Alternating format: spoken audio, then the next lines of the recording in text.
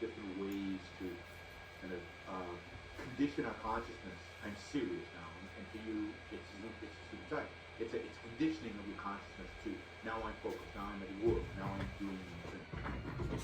And I think that's terrific, and I wish everybody took that. Look, I mean, it's a cliche, but we only live once. Every minute of your life, you're never going to live again. This is really valuable, and with people don't have that deep respect for their own life, for their own time, for their own mind. And if they did, again, what could only imagine. Look at how productive people are. Look at the amazing things they produce when they do it in their work. And if they apply that to everything. So you kind of talk about reason. Where does the kind of existentialist idea of experience, maybe, fully experiencing all the moments versus fully thinking through?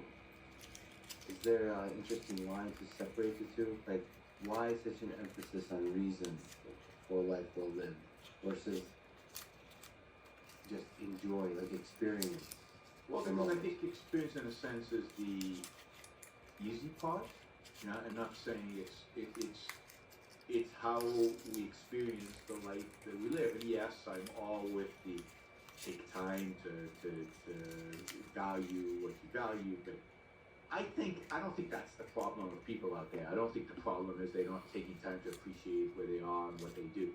I think it's that they don't use their mind in this one respect, in planning their life, in thinking about how to live. So the focus is on reason because it's our only source of knowledge. There's no other source of knowledge. We don't know anything with it, that does not come from our senses in our mind, the integration of the evidence of our senses. Now we know stuff about ourselves, and I think it's important to know oneself through introspection. And I consider that part of reasoning is to introspect. But I think reason is undervalued, which is funny to say because it's our means of survival. It's how human beings survive. We cannot. See, this is where I disagree with so many scientists and people like Sam Harris, when I said Sam Harris before the show. We're not programmed to know how to hunt. We're not programmed to do agriculture. We're not programmed to build computers and build networks on which we can podcast and do our shows. All of that requires effort, it requires focus, it requires energy, and it requires will. It requires somebody to will it. It requires somebody to choose it. And once you make that choice, you have to engage. That choice means that you're choosing to engage your reason in discovery, in integration, and then in work to change the world in which we live. And human beings have to discover, figure out, solve the problem of hunting. Hunting, everybody thinks, oh, that's easy. I've seen the movie. But human beings had to figure out how to do it, right? You can't run down a bison and bite into it, right? You're not going to catch it. You have no fangs to bite into it. You have to build weapons. You have to build tools. You have to create traps. You have to have a strategy. All of that requires reason. So the most important thing that allows human beings to survive and to thrive in every value, from the most simple to the most sophisticated, from the most material to, I believe, the most spiritual, requires thinking. So stopping and appreciating the moment is something that I think is relatively easy once you have a plan, once you've thought it through, once you know what your values are. There is a mistake people make. They attain their values and they don't take a moment to savor that and to appreciate that and to even pat themselves on the back that they did it, right? But that's not what's screwing up the world. What's screwing up the world is that people have the wrong values and they don't think about them and they don't really focus on them and they don't have a plan for their own life and how to live. If we look at human nature, you're saying the fundamental big thing that we need to consider is our capacity and capability to reason. So to me, reason is this massive evolutionary achievement. If you think about any other sophisticated animal, everything has to be coded. Everything has to be written in hardware. It has to be there. and they have to have a solution for every outcome. If there's no solution, the animal dies. Typically, the animal suffers in some way. Human beings have this capacity to self-program. They have this capacity.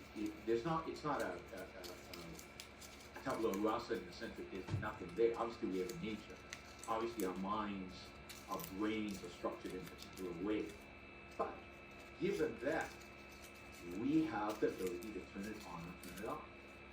We have the ability to commit suicide, to reject our nature, to work against our interests, not to use the tool that evolution has provided us with, which is this mind, which is reason. So that choice, that fundamental choice, Hamlet says it, right, to be or not to be, but to be or not to be is to think or not to think, to engage or not to engage, to focus or not to focus.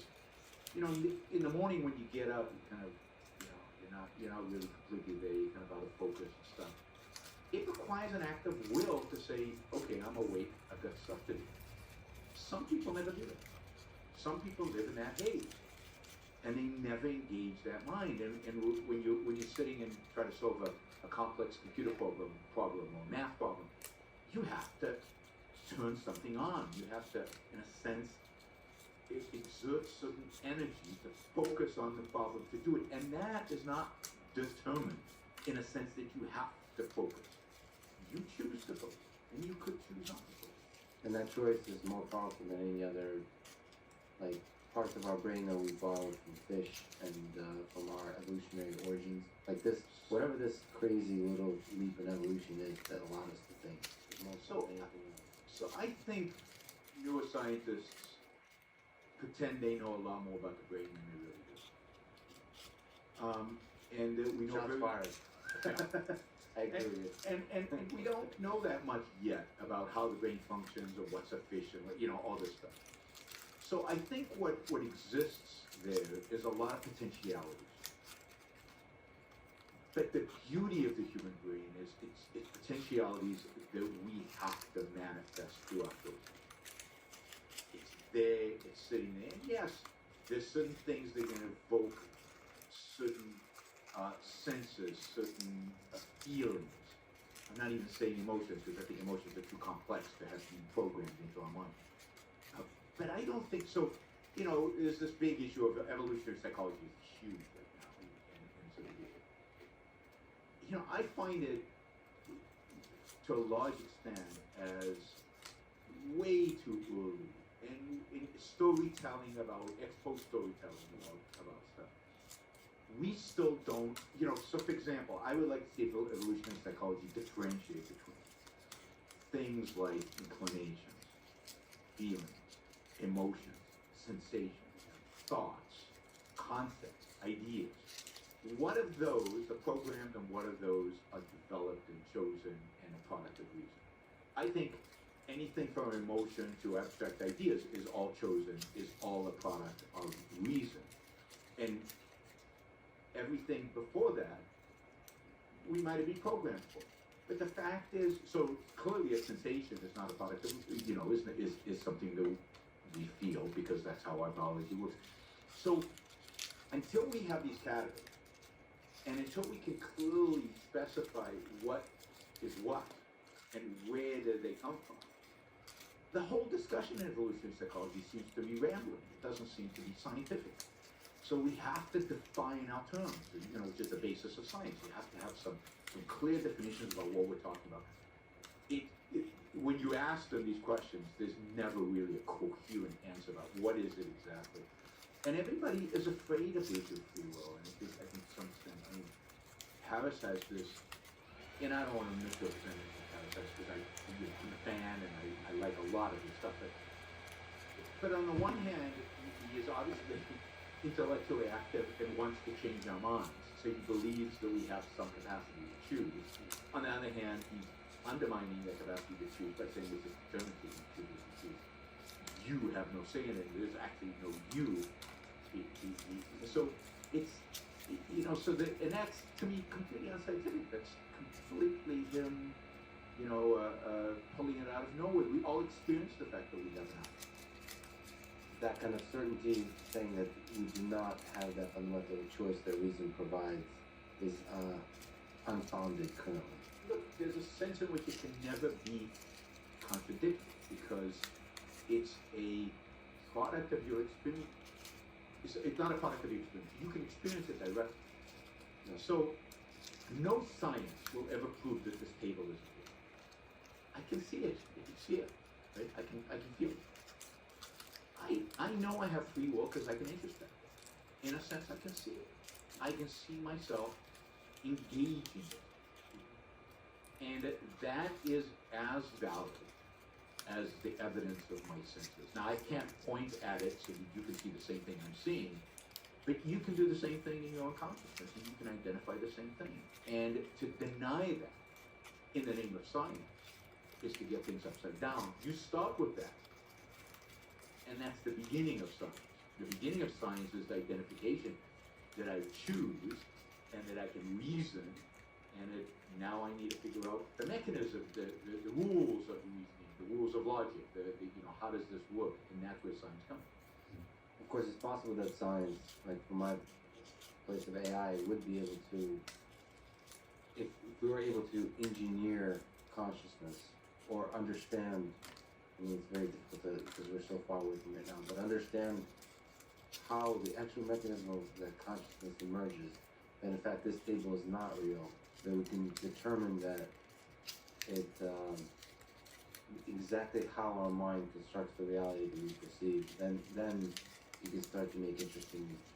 But our mind doesn't construct the reality that we perceive. The reality we perceive is there. We perceive a reality that exists. Yeah. Now, we perceive it in particular ways given the nature of our senses, right? A bat perceives this table differently, but it's still the same table with the same characteristics and the same identity. It's just a matter of, we use eyes, they use a radar system to, they use sound waves to perceive it. But it's still there. Existence exists whether we exist or not. And so you could create, I mean, I don't know how, and I don't know if it's possible, but let's say you could create a consciousness, right?